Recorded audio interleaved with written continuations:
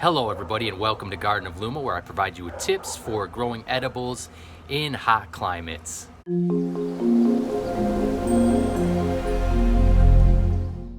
Hello everybody, Joe here with Garden of Luma. If you guys are new to this channel, please subscribe, stay updated on the latest videos, as well as help support this channel.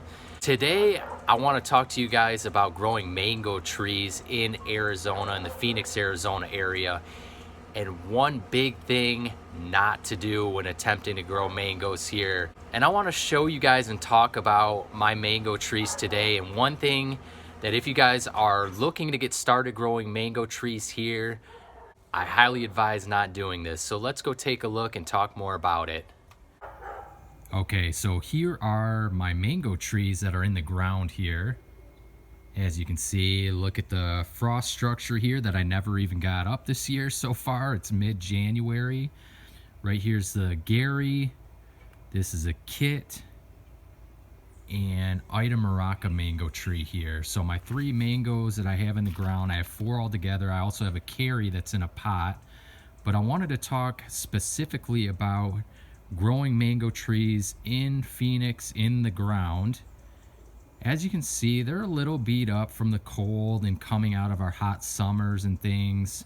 See some burnt foliage, but overall I'm pretty happy with how these are doing. We've hit 30 degrees in my backyard here on a few occasions so far, but haven't quite been as cold as last winter. So overall, been in the 30s quite a few nights. 30 is the lowest that I've seen in my yard. And no frost protection this year at all. As you can see, it's all on the ground here. So they're pushing through, doing okay.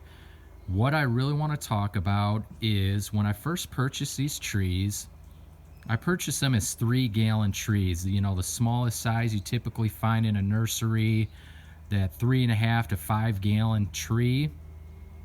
Except for this one here was grown from seed. And I purchased this as a seedling. It was about 6 inches in 2016. It's 2020 now. And I purchased it the same time as I got this 3-gallon tree. And this was probably about 3 to 4 feet tall. So quite a bit of size difference. And you can see now they're about the same age, but this tree has grown quite a bit bigger than this 3-gallon. So one of the biggest challenges here is mango trees grow really slow here, especially grafted varieties. Our climate slows the growth down here due to our cold in the winter as well as our extreme heat in the summer. And then our soil conditions here, we have clay and high pH that prevents these trees from getting some of the nutrients they need. So when you purchase these at a small size, you start having problems with, see how these branches are almost hanging on the ground there?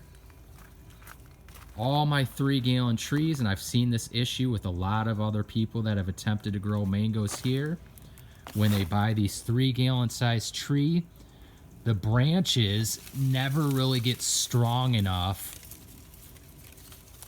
to hold up here. So they turn into these weeping mangoes. And this is the same for my potted tree as well. You start to get some of this upright growth, but the problem is when they start blooming, because they're grafted and they want to bloom right away, the blooms will weigh the branches down if you leave them on there. And everybody tells you to leave the blooms on there the first couple years and let them set fruit, and then clip the blooms off when they start setting fruit.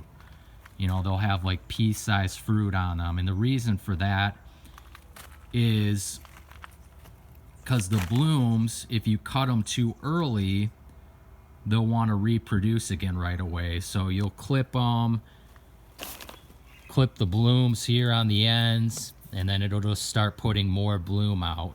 And you really want to focus on growth when the trees are this young like this. Well, those blooms get quite large on mangoes and start weighing the branches down. So what I'm going to try this year on these trees is just cutting them right away and continuously cutting them to try to keep some of these upright branches staying upright. You know, another thing you could do with these, if you buy them like this, is to maybe just stake them or prop the branches up and just have something holding them. But what I would highly recommend if you want to grow mangoes here successfully is just avoid these smaller sized trees altogether.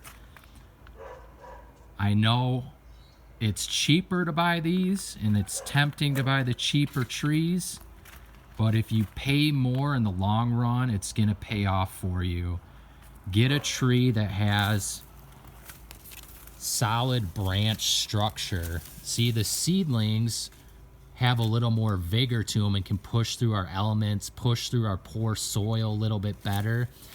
And they don't bloom right away like the grafted varieties. So as you can see, this is built nice branching that can hold and support mangoes. So this is my seedling versus grafted. These skinny, thin, long branches, even when I prune them consistently and vigorously, still wants to just weep like that. So there you go. One big thing, if you're going to try to grow mango trees here and you're going to do a grafted variety, definitely get a larger tree. 7-gallon, 15-gallon. 15-gallon is probably the most ideal, that has a nice solid branch structure on the tree, and it's going to just make a world of difference. All right, check me out at gardenofluma.com for more tips on gardening as well as growing fruit trees in hot, dry climates. Thanks for watching.